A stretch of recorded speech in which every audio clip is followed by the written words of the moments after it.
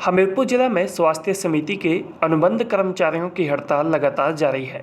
काले बिल्ले लगाकर कर्मचारी सेवाएं दे रहे हैं।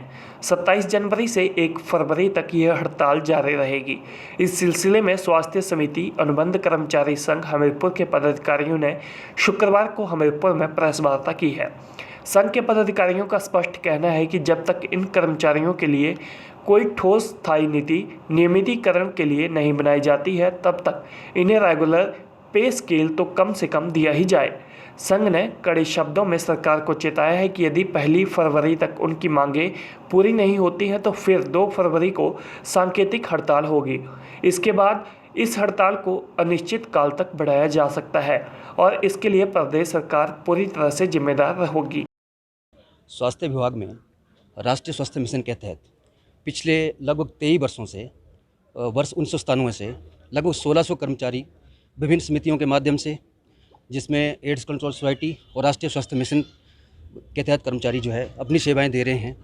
लेकिन आज तक किसी भी सरकार के द्वारा इन कर्मचारियों के लिए नियमितीकरण की कोई स्थायी नीति नहीं बनाई गई है, ना ही इन कर्मचारियों को किसी प्रकार का रेगुलर पे स्केल दिया गया है। हालांकि वर्ष 2016 में उस समय की सरकार ने रेगुलर पे स्केल की एक नोटिफिकेशन जारी की थी, जो मात्र कुछ एक मेडिकल कॉलेज में लोकल आरकेएस के माध्यम से रखे गए कर्मचारियों के लिए लागू की गई है। लेकिन इन कर्मचारियों को उस नोटिफिकेशन से भी आज तक वंचित रखा गया है।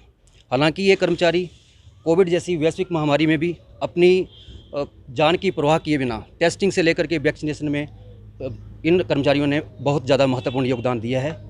लेकिन सरकार इनके लिए कोई भी आज तक सकारात्मक कदम नहीं उठा पाई है। इसके लिए हम लोगों ने 7 जनवरी से प्रदेश सरकार को एक माननीय मुख्यमंत्री जयराम ठाकुर जी को प्रदेश कार्यकारिणी के माध्यम से एक अल्टीमेटम दिया था, जिसमें उनको 25 तारीख तक का एक टाइम दिया गया था कि इन कर्मचारियों के लिए नियमितीकरण की स्थायी नीति बनाएं या रेगुलर पे स्केल जारी करें।